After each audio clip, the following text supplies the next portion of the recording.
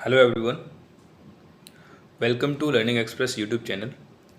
Friends, आज मैं आपको ये बताऊंगा कि डीईएससी डिपार्टमेंट में जो इंटरव्यू हुआ था, मैं भी अपेयर हुआ था 2022 में।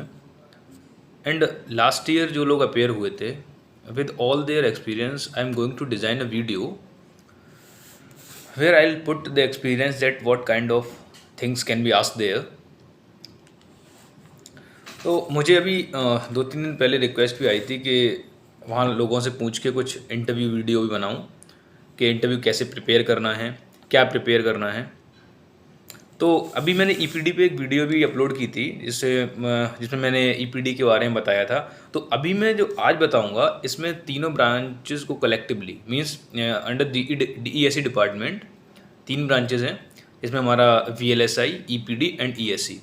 तो तीनों का एक मींस अप्रॉक्सीमेट आइडिया दे दूंगा आपको, जिससे कि आपको पता लग जाएगा what kind of questions they are going to ask. तो सबसे पहले तो मैं बताऊं कि हाँ, ये इंटरव्यू चलेगा कैसे। वहाँ आईआईएससी में जो प्रोसेस होने वाली है, जब भी आपको कॉल किया है वो 2 स्टेप में रहेगी। फर्स्ट स्टेप में हमारा रिटन टेस्ट रहेगा। Written test means around 12 to I think 15 question for 30 minutes. वो क्वेश्चन तुम्हारे like moderate to easy side होंगे, जैसे गेट में हमसे पूछे गए थे। तो इन जनरल गेट सब्जेक्ट से हमारे होंगे, जिसमें से 2 क्वेश्चंस मेरे से आई थिंक 2 या 3 क्वेश्चंस मैथमेटिक्स से पूछे थे जो हम गेट में पढ़ते हैं। इसमें प्रोबेबिलिटी से 2 क्वेश्चन थे, आई थिंक 3 क्वेश्चंस थे मैथ्स में। तो उसमें 2 क्वेश्चन हमारे प्रोबेबिलिटी से थे। इसके अलावा जो क्वेश्चंस थे, जिसमें एनालॉग इलेक्ट्रॉनिक्स का भी क्वेश्चन था एंड डिवाइस फिजिक्स यानी ईडीसी का भी क्वेश्चन था एंड ईएमटी का भी क्वेश्चन था, कम्युनिकेशन का भी क्वेश्चन था, सिग्नल का क्वेश्चन था। तो मतलब कहने का आइडिया है कि वो तुम्हारे जो 12-15 क्वेश्चन हैं just first step of test, जिसमें आपका ये बेसिक आइडिया रहेगा। वो आपको 30 मिनट्स में वो टेस्ट दे के जिसका जिसका टेस्ट कंप्लीट होता जा रहा था वो फर्दर उसको भेजा जा रहा था नीचे। टेस्ट हमारा फर्स्ट फ्लोर पे हुआ था और वहाँ से फिर हमें ग्राउंड फ्लोर पे, जहाँ इंटरव्यू अलग अलग पैनल्स बैठे हुए थे, वहाँ भेज दिया गया। तो ठीक है, वो टेस्ट के बाद हम लोग इंटरव्यू के लिए रेडी थे। तो एक्चुअली इंटरव्यू कैसे प्रोसीड हुआ, इन्होंने मतलब सभी ऑल 3 ईएससी मतलब वीएलएसआई एंड ईपीडी सभी के लिए अलग अलग पैनल बैठे हुए थे। तो जैसा कि आपने मतलब किसके लिए अप्लाई किया हुआ है, शॉर्ट लिस्ट है, आपको इंटरव्यू कॉल है, उसके अकॉर्डिंग आपको वहाँ पे रूम्स में आपने बैठना पड़ा था। तो बात ये है कि अब हम अगर थोड़ा सा आइडिया लें कि वो इंटरव्यू में किस तरह की चीज़ें पूछ रहे थे। तो जैसा कि मैं जब एंटर किया था तो मेरे से जो फर्स्ट एक प्रोफेसर थे, उन्होंने सबसे पहला जो आइडिया लेना चाहा वो जस्ट इंट्रोडक्शन पार्ट, वो तो यूजुअली सब लोग पूछते हैं। एंड आफ्टर दैट हमारा जो सबसे इम्पॉर्टेंट पार्ट हो जाता है वो हो जाता है एमटेक प्रोजेक्ट। तो आपको फर्स्ट जो इंटरव्यू स्टार्टिंग में ही, most probably in starting introduction, और इंट्रोडक्शन के बाद हमसे एमटेक प्रोजेक्ट के बारे में पूछ लेते हैं। तो एमटेक प्रोजेक्ट में क्या इंपॉर्टेंट है ये हमें पता होना चाहिए। लाइक हमें वहाँ बोलना क्या है। तो लिटरली मैं बताऊँ कि सबसे ज़्यादा इम्पॉर्टेंट हो जाता है कि आपने क्या किया है, रिजल्ट क्या है, ठीक है। उसके अलावा इम्पॉर्टेंट है कि आप लाइक उनको कुछ बताने वाले हैं, उसके लिए प्रिपेयर होके जाएं। लाइक आपका क्या कॉन्ट्रीब्यूशन था, exactly functioning you should know. अगर वो रिलेट हो पा रहा है आपके वीएलएसआई डोमेन से तो अच्छा है, otherwise what ever you have done उसमें आपका क्या कॉन्ट्रीब्यूशन था, at least give them the idea. और अच्छे से आप एक्सप्लेन कर पाएँ तो उन्हें आइडिया लगे, ठीक है। तो इसके बाद ये प्रोजेक्ट के बारे में पूछ सकते हैं, लगभग वो 2-4-5 मतलब 10 मिनट तक भी जा सकता है प्रोजेक्ट के बारे में। इसके अलावा जब उन्होंने क्या किया, फर्स्ट इंट्रो वाले ही जो प्रोफेसर थे उन्होंने हम इंट्रोडक्शन के टाइम पे प्रोजेक्ट पूछा। प्रोजेक्ट के बाद जो बेसिक चीज़ पूछी थी वो था कुछ हमारे जो सब्जेक्ट्स हैं। जैसे पता था कि मैं ईसी मतलब बैकग्राउंड से हूँ, मैं इंट्रोडक्शन में बोला था। तो सबसे पहले उन्होंने ईएमटी उठा लिया था मेरे से, जैसे पूछ लिया था कि what is the electromagnet and what is the normal natural magnet, ऐसे करके मतलब थोड़ा थोड़ा बेसिक ही पूछा था। एंड ईएमएफटी में थोड़ा डेप्थ में घुसने की कोशिश की थी। But the point is that हमें क्या जानना है कि हमारे किसी भी बेसिक सब्जेक्ट को पकड़ सकते हैं। लाइक तो उसके अकॉर्डिंग में कुछ क्वेश्चंस नहीं, एक्सपेक्टेड चीज़ें जो हैं जो किसी भी सब्जेक्ट से पूछी जा सकती हैं। उसके अलावा डेप्थ में भी इंटरव्यू चला था, तो डेप्थ में वो एनालॉग में गए थे, थोड़ा डिवाइस फिजिक्स में भी पूछे थे। तो उसके अकॉर्डिंग मैंने रफ आइडिया लगाया है कुछ लोगों से बात करके। उसमें ये पता चलता है कि जैसे हम अगर डिवाइस फिजिक्स को ले लें पहले, तो डिवाइस फिजिक्स में क्या है, आपको सेमीकंडक्टर डिवाइसेज जब हम पढ़ते हैं तो बहुत सारे फिनोमेनाज होते हैं, उनका हमें अच्छा आइडिया होना चाहिए, ठीक है। इसके बाद एक डिफरेंट प्लॉट्स, लाइक कि हम देखते हैं ईडीसी में बहुत ज़्यादा इंपॉर्टेंट हो जाता है जो प्लॉट्स है, mobility versus electric field temperature dependence mobility. तो ये जो डिफरेंट प्लॉट्स होते हैं, scattering phenomenas and non uniform doping, ये भी जो चीज़ें हैं, ये सब मतलब जो प्लॉट्स बन सकते, जितने पॉसिबल प्लॉट्स हैं हमारे, वो हमें अच्छे से पता रखना है। और किसी भी चीज़ का variation with temperature with electric field ये हो रहा है तो what is the exact reason, ठीक है। तो हमें ये अच्छे से पता रखना है। इसके बाद अगर हम कहें तो लाइक बेसिक सेमीकंडक्टर, ये इंपॉर्टेंट है। बेसिक सेमीकंडक्टर में टेम्परेचर के साथ वेरिएशन तुम्हारे, फिर उसके बाद डोपिंग। तो डोपिंग के मेथड्स पता है हमें, जैसे कि आयन इम्प्लांटेशन है, डिफ्यूज़न है। तो एग्जैक्टली डोपिंग में आपको इसलिए इंपॉर्टेंट हो जाती है कि डोपिंग के बाद आपका एक्सटेंसिक सेमीकंडक्टर बनता है। तो एक्सटेंसिक सेमीकंडक्टर की properties with temperature, intrinsic semiconductor की properties with temperature, energy band diagrams, तो ये सबका एक अच्छा आइडिया रखना है हमें। It should be like a very strong idea. किसी भी VLSI इंटरव्यू में अगर आप फेस करेंगे तो these are the very important things जो वो हमसे पूछेंगे, ठीक है। बहुत जगह जब मैं अलग अलग IITs में इंटरव्यू दिया हूँ, IIT मद्रास में इंटरव्यू दिया, मेरा IIT कानपुर में इंटरव्यू हुआ, IIT रुड़की में इंटरव्यू हुआ, जब भी हम VLSI प्रोफाइल के लिए अपेयर हो रहे हैं, उनका पहला और अराउंड पहला और दूसरा क्वेश्चन उनका कहीं ना कहीं डिवाइस फिजिक्स से आ रहा था, जिसमें कि वो या तो बेसिक सेमीकंडक्टर डिवाइस के बारे में जानकारी ले रहे थे, या मतलब सिंपल हमारा मॉस फिजिक्स के बारे में जा रहे थे, मॉसफेट का जिसमें क्रॉस सेक्शन वगैरह है उसके बारे में बात करूँगा, और भी चीज़ें हैं। तो थोड़ा ये बेसिक जितना भी हमारा सेमीकंडक्टर मटेरियल रहता है, effect of electric field, effect of light on semiconductor, ये सब हम देखते हैं। नॉन यूनिफॉर्म डोपिंग क्या है, यूनिफॉर्म डोपिंग क्या है, ये सब चीज़ें अच्छे से करके जाना है। इसके बाद डायोड फिजिक्स में अगर आ जाएँ तो डायोड का एक बार हमारा अगर सेमीकंडक्टर हमने अच्छे से किया हुआ है, जैसे गेट के टाइम पे सब लोग करते हैं, तो अगर सेमीकंडक्टर अगर फंडामेंटल अच्छा है तो हम डायोड की भी फिजिक्स है डायोड के पीछे की, वो भी हम अच्छे से समझ सकते हैं। लाइक मैक्सिमम इलेक्ट्रिक फील्ड, किसी भी प्रोफाइल, अगर जो भी डोपिंग प्रोफाइल दी है उसके अकॉर्डिंग हम वोल्टेज मीन्स पोटेंशियल प्लॉट कैसे निकालते हैं, इलेक्ट्रिक फील्ड प्लॉट कैसे निकालते हैं, what kind of sort of integration and means equations are there. So वो थोड़ी सी कैलकुलेशन है वो हमें पता होना चाहिए। They will not be interested in whole calculation, but as I have the different experience. मेरे से IIT कानपुर में एक डिफरेंट प्रोफाइल दे दिया था, it which was not uniform profile, which was not linear profile, it was some random profile. तो उसके according उन्होंने फिर हमसे एक्सपेक्ट किया था कि कुछ इंटीग्रेशन जो हमारा रहता है, जो कि electric field maximum electric field calculation या पोटेंशियल कैलकुलेशन में, तो वो चीज़ एक्सपेक्ट कर रहे थे, वो उस टाइम में मैंने किया। तो रफ आइडिया ये है कि आप एक्सपेक्ट कर सकते हैं कि अगर वो कोई अपनी साइड से प्रोफाइल डिज़ाइन कर देते हैं तो उसके अकॉर्डिंग हमें कैलकुलेशन करना होगा, not exactly the linear calculation for linear profile, जो कि हम लोग देखते हैं linear and means the simple uniform doping, ठीक है। तो ये बताऊंगा। इसके अलावा एनी रैंडम प्रोफाइल, हाँ ठीक है। पोटेंशियल बैरियर क्या है, विड्थ ऑफ डिप्लीशन और द बैरियर वगैरह, ये सब क्या है, ये अच्छे से आइडिया होता है वैसे सब लोगों को। और जो IISc के इंटरव्यू प्रिपेयर मतलब अपेयर होने जा रहे हैं उनको ठीक है, अच्छी रैंक ही होगी, अभी डिसेंट रैंक होगी, तो इतना मुझे बताने की ज़रूरत नहीं है, आपको आइडिया होगा कि हमें डिवाइस फिजिक्स किस लेवल पे करनी है। इसके बाद अगर मैं थोड़ा सा जाऊँ तो मॉसफेट्स के अंदर अगर डिवाइस लेवल पे जाऊँ तो इसमें हमारा बेंडिंग एक टॉपिक होता है, मॉस कैप एक टॉपिक होता है, ठीक है। और तुम्हारा ऑक्साइड थिकनेस का एक अलग इंपॉर्टेंस है, बॉडी इफेक्ट, जितने भी नॉन लीनियर इफेक्ट्स हैं, लाइक कि उसमें तुम्हारा क्रॉस सेक्शन ऑफ मॉस हो गया। उसके बाद तुम्हारे नॉन लीनियर इफेक्ट्स में चले जाओ तो चैनल लेंथ मॉडुलेशन हो गया, शॉर्ट चैनल इफेक्ट्स हो गए, तुम्हारा back gate effect means body effect हो गया। तो जब हम एन मॉस की बॉडी को पॉजिटिवली वोल्टेज देते हैं, नेगेटिव वोल्टेज देते हैं, पी मॉस की बॉडी को नेगेटिव या पॉजिटिव वोल्टेज देते हैं, तो हमारा थ्रेशोल्ड वोल्टेज कैसे वेरी करता है, ये सब चीज़ों का अच्छा आइडिया होना चाहिए। मॉसफेट हमारा दोनों डायरेक्शन में कंडक्ट करता है, तो गेट और सोर्स फिक्स नहीं होता, ये सब आपको आइडिया है, ठीक है। तो ये सब बेसिक आइडियाज़ हमें रखने हैं वहाँ पे थोड़ा सा भी मतलब अगर फंबल करते हैं तो कुछ नहीं, पॉज ले सकते हैं और आराम से बता सकते हैं इन चीज़ों को, ठीक है। बेंडिंग तो हमने बता दिया। इसके बाद एनर्जी बैंड डायग्राम एनालिसिस थोड़ा मॉसफेट में भी पूछ लेते हैं, जब मॉस कैप की स्पेशली बात करते हैं तब।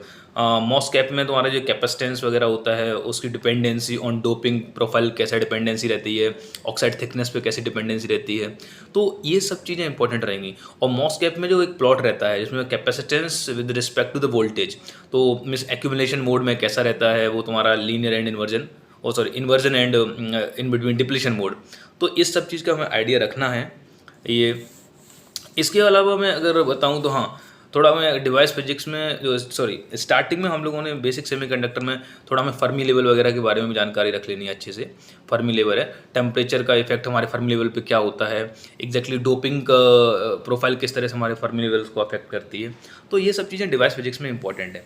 अगर हम डिवाइस फिजिक्स में थोड़ा बीजेटी पे अगर बात करें तो बीजेटी में ज़्यादा कुछ तो नहीं एक्सपेक्ट करेंगे, बट हाँ इतना है कि आपको जो करंट कंपोनेंट्स हैं वो आपसे पूछ सकते हैं कि लाइक बीजेटी में करंट कंपोनेंट्स है, बीटा वगैरह वैल्यू बात कर सकते हैं, means beta and gamma these are the और मीन्स गेन कैसे कैसे मतलब आते हैं, ये थोड़ा पूछ सकते हैं। मतलब इतना इंपॉर्टेंट नहीं लगता मुझे कि बीजेटी में आपको कोई डिवाइस फिजिक्स पे जाएंगे। डिवाइस फिजिक्स में मॉसफेट पे जाएंगे, बेसिक सेमीकंडक्टर में जाएंगे, ठीक है। अब अगर मैं बात करूं अगर एम्पलीफायर सॉरी मीन्स एनालॉग वाले पार्ट की, तो एनालॉग में जैसे कि मेरे से भी पूछा था, स्टार्टिंग में उन्होंने बीजेटी एम्पलीफायर डाल दिया था, तो कोई इस चीज़ को स्किप करके नहीं जाएगा कि बीजेटी में पूछ नहीं सकते हैं। बीजेटी को डिवाइस फिजिक्स में थोड़ा कम पूछ सकते हैं, बट बीजेटी को एम्पलीफायर वाले पार्ट यानी एनालॉग पार्ट में पूछेंगे। पूछा था मेरे से तो, और काफ़ी टाइम तक पूछा था। सिंपल एक कॉमन एमीटर एम्पलीफायर बनाया था, उसमें हमारे क्या बोलते हैं एमीटर मींस डिजनरेशन रजिस्टर डाला था, एमीटर रजिस्टर, तो उस पर बाईपास कैपेसिटर वगैरह। तो ये बेसिक चीज़ें हैं, बट हमें पता होना चाहिए कि हम बाईपास कैपेसिटर क्यों यूज़ कर रहे हैं, कपलिंग कैपेसिटर क्यों यूज़ कर रहे हैं। बहुत हद तक अगर जा सकते हैं तो जब फ्रीक्वेंसी रिस्पॉन्स ऑफ एम्पलीफायर पूछेंगे तो इंटरनल कैपेसिटेंसेस और जो एक्सटर्नल कैपेसिटेंसेस है वो किस तरह से आपके गेन को अफेक्ट करते हैं at different frequencies, it is very important. तो इतना हमें आइडिया होना चाहिए कि गेन का फ्रीक्वेंसी के साथ कैसा वेरिएशन रहेगा और हमारे कौन से कैपेसिटेंस का क्या रोल है। हम मींस जो एमीटर डिजनरेशन से रजिस्टर लगाते हैं उससे क्या फ़ायदा है कि हमारा स्विंग। हाँ, और दूसरी चीज़ क्या है, जब भी हम एम्पलीफायर पढ़ते हैं तो हमारा कॉमन मोड वोल्टेज क्या है, जो भी हम आउटपुट ले रहे हैं उस पर स्विंग वगैरह क्या है, इनपुट कॉमन मोड क्या है, आउटपुट कॉमन मोड क्या है, ठीक है। तो हमारा स्विंग कैसे आ रहा है, स्विंग के साथ साथ हमारा इंपॉर्टेंट है कि हम गेन को कैसे इंप्रूव करें। ये तो हमारा सब जितना एम्पलीफायर वाले पार्ट में ये स्विंग, गेन और स्टेबिलिटी, बाइसिंग पॉइंट स्टेबिलिटी, ये सब हमारा जितना कि बीजेटी में इंपॉर्टेंट है उतना ऑब्वियसली मॉसफेट के एम्पलीफायर में भी इंपॉर्टेंट है। हमें बस टोपोलॉजीज पता होनी चाहिए, ऑल 3 टोपोलॉजीज ऑफ एम्पलीफायर, ठीक है, वो हमें बीजेटी में भी पता होना चाहिए और अच्छे से मॉसफेट में भी पता होना चाहिए, ठीक है। जैसे कि अगर मैं बात करूं कॉमन कलेक्टर में यूजुअली क्वेश्चन आ जाता है कि ये तो एम्पलीफायर नहीं है, मतलब कुछ भी वोल्टेज तो एम्पलीफाई नहीं करता है, बट इसका यूज़ क्या है। तो इसका बहुत अच्छा सा एक यूज़ है कि इसको हम बफर की तरह यूज़ करते हैं। क्यों? क्योंकि ये इनपुट इंपीडेंस हाई प्रोवाइड करता है, लो आउटपुट इंपीडेंस प्रोवाइड करता है, क्योंकि इसका आउटपुट हम मीन्स एमीटर से लेते हैं, इन केस ऑफ मॉसफेट हम इसका सोर्स से लेते हैं।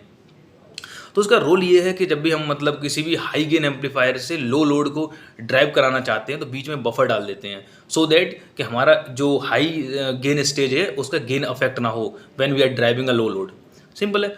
तो ऐसे कुछ रीजनिंग अच्छे से पता रहनी चाहिए हमें, ठीक है। इसके अलावा अगर हम जाते हैं तो मॉसफेट में बता दिया एम्पलीफायर पार्ट है, ये तो अच्छे से पकड़ना ही है। और इसके अलावा जो भी था मॉसफेट में वो डिवाइस फिजिक्स पे था। बाकी तो हम लोग जानते हैं, लोडिंग इफेक्ट वगैरह पूछ सकते हैं, ये क्या है। तो मॉसफेट में जो भी एनालॉग में पूछेंगे वो आपका सबसे इम्पोर्टेंट हो सकता है ये वाला पार्ट।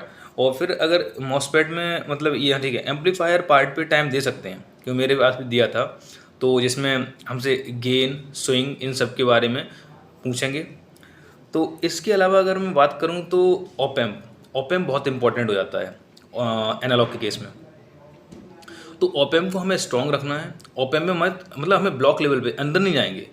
अभी जो हमारे इंटरव्यू होने हैं वो आपके एडमिशन के लिए इंटरव्यू है, प्लेसमेंट के लिए नहीं है। प्लेसमेंट के लिए वो इन डेप्थ जाएंगे, बट अभी आपके लिए ऑप एम्प के स्ट्रक्चर के अंदर नहीं जाएंगे। But actually eight block level हमें पता होना चाहिए कि हमारे नेगेटिव फीडबैक में कैसे काम करते हैं, क्या क्या पॉसिबल एप्लीकेशंस हैं, पॉजिटिव फीडबैक में क्या एप्लीकेशंस हैं, उनका अच्छे से आइडिया रखना, लाइक एस्मी ट्रिगर एंड ऑल, ठीक है। फिल्टर्स वगैरह का आइडिया होना चाहिए। एक्टिव फिल्टर्स हमारे जो ऑप एम्प्स वगैरह हैं, passive filters if it required you can, but I think इतना तो आपको पता होगा। इसके बाद डायोड में अगर मैं एनालॉग के बेस में बात करूं तो इसमें हमारे पास अच्छा आइडिया होना चाहिए जो भी डायोड के एप्लीकेशंस हैं। बहुत है तो हमारा डायोड की मॉडलिंग का हमें आइडिया होना चाहिए कि हमारा लाइक आइडियल मॉडलिंग क्या होती है। डायोड जब किसी फ्रीक्वेंसी पे किसी फ्रीक्वेंसी सिग्नल अच्छा मतलब अप्लाई किया जाता है तो फ्रीक्वेंसी रिस्पॉन्स ऑफ डायोड कैसा है, ठीक है। तो हमारे डायोड में जब हम फ्रीक्वेंसी अप्लाई करते हैं फॉरवर्ड एंड रिवर्स में, तो मीन्स कोई signal with frequency, means AC signal apply करते हैं तो डायोड का एसी मॉडलिंग एंड डीसी में कैसे बिहेव करता है सबको पता है, ठीक है। तो all kind of modelling of diode is important. इसके अलावा डायोड के एप्लीकेशन इंपॉर्टेंट है, जिसमें हमारा क्लिपर, क्लैम्पर, जो भी पॉसिबल चीज़ें हैं वो आपका थोड़ा आइडिया होना चाहिए। तो ये एनालॉग के बारे में थॉरो है, ठीक है। इससे आपको आइडिया लग गया होगा हमें स्ट्रॉन्ग कहाँ पे रहना है, एम्पलीफायर वाले पार्ट में स्ट्रॉन्ग रहना है, मॉसफेट हो या बीजेटी हो, ठीक है।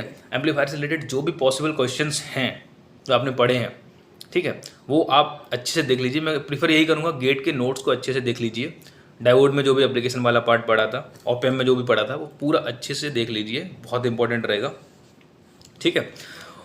इसके अलावा if I talk about okay now these are things most important things for any VLSI domain, any VLSI interview, which are the EDC and analog. And after this, don't think that the things will be end here only. अभी हमारे पास जो बाकी रह जाता है वो है हमारा, अभी देखो कम्युनिकेशन भी पूछ सकते हैं। जैसे मेरा से पहला क्वेश्चन किया था तो वो कम्युनिकेशन के अराउंड था, EMFT के अराउंड था। तो कम्युनिकेशन में आपको एटलीस्ट एम्पलीफिकेशन जो स्कीम्स हैं, बेसिक्स उसका अच्छे से पता रखना है, ठीक है। नॉइस इन डिजिटल कम्युनिकेशन में भी उतना नहीं इंटरेस्टेड है, बट अगर पूछ लिया तो रख सकते हैं। बट हमारे पास जो एम्पलीफिकेशन जो बेसिक स्कीम्स हैं वो सब पता अच्छे से रखना ही है हमें। एम्पलीट्यूड मॉडुलेशन वगैरह जो, not amplification schemes, sorry, modulation schemes. तो एम्पलीट्यूड मॉडुलेशन जो भी है इसका थोड़ा बहुत आइडिया रखना है हमें, कम से कम block diagram of base band modulation और ये बैंड पास मॉडुलेशन, इन सब का पता रखना है हमें, ठीक है। और अगर मैं कहूँ कि ज़्यादा क्या इंपॉर्टेंट हो सकता है, कहीं भी आपको कोडिंग थ्योरी पे थोड़ा जा सकते हैं, लास्ट में जो इन्फॉर्मेशन थ्योरी हमारा कोडिंग वाला पार्ट कम्युनिकेशन में। तो मैं ये कहूँगा कि अगर बिल्कुल छोड़ दिया है कम्युनिकेशन वाला पार्ट या कोई भी सब्जेक्ट, तो उससे थोड़ा रिवाइज कर लीजिए। वो क्वेश्चंस कितना भी इधर उधर हो सकते हैं। तो मैं अपना रफ आइडिया दे रहा हूँ कि एनालॉग डिजिटल तो मेन है, इसके अलावा भी आपको किसी भी सब्जेक्ट में जा सकते हैं, बेसिक टेस्टिंग हो सकती है, this is important. So EMFT में भी जैसे मैं पता है कि बेसिक मेरे से इलेक्ट्रोमैग्नेट्स वगैरह ये सब पूछा था, वेव इक्वेशंस वगैरह क्या होती हैं। इक्वेशंस तो नॉर्मल चीज़ है, ठीक है, ये बहुत ही बेसिक चीज़ है। इसके अलावा ट्रांसमिशन लाइन में आपको इतना तो आइडिया होना चाहिए, कैरेक्टरिस्टिक इम्पीडेंस क्या है, ठीक है, ओपन लाइन क्या है, शॉर्ट लाइन क्या है, लोड में अगर मैचिंग क्या है ट्रांसमिशन लाइन में, स्मिथ चार्ट जो होता है specially for analysis of transmission line. तो इन सबको हमें आइडिया रखना है, ठीक है। अगर वो ऑफ ट्रैक होते हैं, of track in the sense अगर वो टिपिकल आपको आप सोच के गए कि डिजिटल और एनालॉग ही पूछेंगे या मतलब आपका EDC पूछेंगे, इससे हट जाएंगे तो इन सब्जेक्ट्स पे आ जाएंगे, आपके बेसिक सब्जेक्ट्स पे आ जाएंगे, ठीक है। तो अगर इलेक्ट्रिकल के भी कोई हुए तो मुझे नहीं लगता है कि ज़्यादा वो पावर इलेक्ट्रॉनिक वगैरह में इन डेप्थ जाएंगे, बट हाँ थोड़ा बहुत आपके बेसिक सब्जेक्ट्स में जा सकते हैं। सो बी रेडी फॉर दैट, ठीक।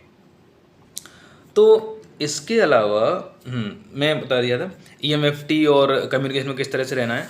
अब कंट्रोल सिस्टम में लोग सोच सकते हैं क्या पूछ सकते हैं, whether it is a VLSI profile, but stability वाला पार्ट है, जैसे गेन मार्जिन, फेज मार्जिन और ये सब चीज़ें हैं, ये इंपॉर्टेंट हो जाती हैं क्योंकि कंट्रोल सिस्टम में anyhow we apply in digital in VLSI domain. VLSI domain में कंट्रोल सिस्टम का ये स्टेबिलिटी पार्ट तो हमेशा यूज होता रहेगा, ठीक है। फ्रीक्वेंसी रिस्पॉन्स है, नेगेटिव फीडबैक है, why negative feedback, what are the advantages of the negative feedback, what is positive feedback, positive feedback का क्या यूज़ है, इन सब चीज़ों का एक रहेगा, एक रफ आइडिया आपको रखना है हमेशा, ठीक है। और गेन मार्जिन और फेज मार्जिन की स्टेबिलिटी में बहुत बड़ा इंपॉर्टेंस है, ये अच्छे से करके जाना है, ठीक है। कोई प्लॉट्स के बेसिस पे भी पूछ सकते हैं, अदरवाइज किसी सिस्टम को भी देख सकते हैं, ओपन लूप कॉन्फ़िगरेशन क्या है, क्लोज लूप कंट्रोल सिस्टम क्या है, ये सब चीज़ों का आइडिया रहना चाहिए। अगर ये चीज़ें बेसिक्स हैं, अगर वो बेसिक्स में हिट करेंगे और अगर आप वहाँ पे अगर ट्रबल है कोई, तो मुझे नहीं लगता कि सिलेक्शन होगा, क्योंकि ये मेरे साथ प्रॉब्लम हुई थी। मैं फर्स्ट क्वेश्चन जो मेरा था VDT एम्पलीफायर, तो उसमें थोड़ा सा इधर उधर कर दिया था क्योंकि मैं उतना प्रैक्टिस करके नहीं गया था। तो मुझे लगता है कि रिजेक्शन का पार्ट अगर आपका बेसिक्स में ही थोड़ा गड़बड़ भी होगा, then you can not be selected, ठीक है। तो सिग्नल्स में भी मैं ज़्यादा कहूँगा कि हमारे पास हमारा बेसिक आइडिया तो होना ही चाहिए, जिसमें हमारे बेसिक कैलकुलेशन से like RMS value of signal, average value, power signal, energy signals, इन चीज़ों का तो एक आइडिया होना चाहिए। पीरियोडिक सिग्नल क्या होता है, स्टेप रिस्पॉन्स क्या होता है, इम्पल्स रिस्पॉन्स वगैरह क्या होता है, स्टेप सिग्नल, इम्पल्स सिग्नल वगैरह, ये रैंप, इन सब का आइडिया होना चाहिए। एक मतलब बेस क्या बोलते हैं, पल्स सिग्नल क्या है, और क्या बोल सकते हैं हमारा थोड़ा बहुत अगर मैं जाऊँ तो फोरियर ट्रांसफॉर्म इंपॉर्टेंट हो जाता है, क्योंकि उसमें हम किसी भी सिग्नल को साइनोसॉइड्स के फॉर्म में लिख सकते हैं। तो एक नॉर्मल हमारे जो बेसिक चीज़ें हैं लाइक पल्स ट्रेन वगैरह है, इनका फोरियर सीरीज़ का थोड़ा तो आइडिया होना चाहिए, ठीक है, ज़्यादा डेप्थ में नहीं जाएंगे इन चीज़ों के, इतना तो लगता है, बट हाँ पूछेंगे तो बेसिक्स, अगर बेसिक्स पूछेंगे तो वहाँ तो हमें आंसर करना पड़ेगा, ठीक है। ट्रांसफॉर्म में उतना नहीं जाएंगे, बट ट्रांसफॉर्म में एटलीस्ट हमारे पास जो लैप्लास ट्रांसफॉर्म है ये एज अ एप्लीकेशन यूज़ होगा, ठीक है। ये एज अ एप्लीकेशन क्यों यूज़ होगा, क्योंकि जितना भी हम लोग एनालॉग डिज़ाइनिंग वगैरह कर रहे हैं, कभी कभी हमारे पास फंक्शन आ जाते हैं, तो मतलब ट्रांसफॉर्म डोमेन तो यूज़ हो जाता है, ठीक है। और नेटवर्क थ्योरी, ये जो मैं बेसिक लास्ट में बता रहा हूँ, बट सबसे इंपॉर्टेंट चीज़ों में से पहला तो आपको फंडामेंटल है कि आपकी नेटवर्क थ्योरी तो बहुत स्ट्रांग होनी चाहिए। आपको सर्किट में power analysis, current voltage analysis, theorems हैं तुम्हारा, ये सब तो बहुत इंपॉर्टेंट है। तो फंडामेंटल ऑफ ऑल और एनालॉग एंड एवरीथिंग वो तो हमारा नेटवर्क है, इसमें बताने की नीड है नहीं, आपने गेट के टाइम पे भी ऐसे ही प्रिपेयर किया होगा। तो मेरा कंक्लूजन इज़ दैट कि हाँ कुछ और भी इंपॉर्टेंट क्वेश्चंस रहे थे लास्ट में, जैसे कि हाँ सबसे बता दूँ एक चीज़ है कि वो एक क्वेश्चन पूछ सकते हैं जो कि बहुत ही एब्स्ट्रैक्ट काइंड ऑफ है कि वाई IISc, आप IISc में क्यों जाना चाहते हैं, तो इसके लिए आप प्रिपेयर होके चलेंगे, ठीक है। एंड वाई दिस ब्रांच, जैसे मेरे से ESE में पूछा था कि ये इलेक्ट्रॉनिक सिस्टम है क्या, how you can contribute to a electronic system. अब उस समय में फंस गया था, मतलब इलेक्ट्रॉनिक सिस्टम क्या है, एक ब्रांच है। अब मैं वहाँ फंस गया कि मैं क्या बोलूँ इनको, मतलब कि इलेक्ट्रॉनिक सिस्टम क्या है और मैं इसे कैसे कॉन्ट्रीब्यूट कर सकता हूँ। तो ये हमें प्रिपेयर होकर जाना है भाई, इलेक्ट्रॉनिक प्रोडक्ट डिज़ाइन एग्जैक्टली पहले तो हमें समझना है कि ब्रांच क्या है। मैं पीछे एक वीडियो अपलोड किया हूँ कि इलेक्ट्रॉनिक प्रोडक्ट डिज़ाइन है क्या, अगर उससे आइडिया लग जाता है, नहीं तो आप पूरा वेबसाइट पे जाइए, अच्छे से सर्च कीजिए कि व्हाट दिस ब्रांच इज़ और वो किस तरह से मार्केट में कंट्रीब्यूट कर रही है और मैं उससे कैसे अपने आप से, मतलब अपना मेरा क्या वर्क रहेगा, मैं कैसे रिलेट कर सकता हूँ चीज़ों को, ठीक है। तो इस तरह क्वेश्चन पूछेंगे, why IISc, why this branch, ठीक है। How will you contribute to particular branch, ESE what EPD, तो मोटिवेशन क्या है इस ब्रांच को बनाने का, ठीक है। इसमें क्या पढ़ाया जाएगा, क्या क्या सिलेबस कोर्सेज वगैरह रहेंगे, और इस मतलब एटलीस्ट एक बार जाने से पहले अच्छे से वेबसाइट पे इस चीज़ का आइडिया कर लीजिए कि इस ब्रांच है क्या, ये पूछेंगे, ठीक है। तो ओके, तो इतना मैं बोलना चाहूँगा, ये कि इम्पॉर्टेंट है। इसके अलावा मैं जो बताया था बेसिक सब्जेक्ट्स हैं, सभी को अपने अपने बेसिक सब्जेक्ट्स में अच्छे से जाना है, और ये थोड़ा अच्छा फोकस रखना है हमारा एनालॉग और डिजिटल वाला पार्ट। हाँ डिजिटल के बारे में बोला नहीं, बट हाँ थोड़ा बहुत रख सकते हैं डिजिटल में, मेमोरीज वगैरह का मतलब अच्छे से रख सकते हैं चीज़ों को, फ्लिप फ्लॉप्स वगैरह को अच्छे से रख सकते हैं, काउंटर्स है, फ्लिप फ्लॉप्स हैं, क्योंकि बेसिक हमारा गेट्स वगैरह तो आइडिया है रहता है सबको। फ्लिप फ्लॉप में थोड़ा सा लैच एंड फ्लिप फ्लॉप में चीज़ें कन्फ्यूजिंग हो जाती हैं, लैच फ्लिप फ्लॉप है, काउंटर्स हैं, ठीक है। सीक्वेंशियल सर्किट्स में जो भी पार्ट है उस पर थोड़ा ध्यान दे देना। नंबर सिस्टम को तो कोई शायद नहीं पूछेगा इंटरव्यू में, बट हाँ तुमसे जो कॉन्सेप्चुअल चीज़ें बनती हैं वो उठा लेना हर सब्जेक्ट की, गेट के नोट्स को रिवीजन करना ही बेस्ट होगा। इसके अलावा एनालॉग एंड EDC पे थोड़ा अच्छे से ध्यान दे लेना, क्योंकि VLSI प्रोफाइल में जा रहे हैं तो हमसे डिवाइस फिजिक्स और एनालॉग के अच्छे एप्लीकेशन एंड डिवाइस फिजिक्स में स्ट्रक्चर के अंदर भी जा सकते हैं, ठीक है। ये तो रहेगा, तो आई थिंक इससे आपको ओवरऑल आइडिया लग जाएगा। अगर अभी कोई डाउट है तो आप पूछ सकते हैं, कमेंट कर सकते हैं, मैं ट्राई करूँगा कि आंसर कर पाऊँ। Otherwise if there is a problem for me I will discuss with friends जो ऑलरेडी IISc में हैं, जिन लोगों से मेरा कॉन्टैक्ट है। मैं ट्राई करूँगा कि और भी कुछ बेस्ट पॉसिबल इन्फॉर्मेशन आपको दे सकूँ। So I think it is enough. Thank you.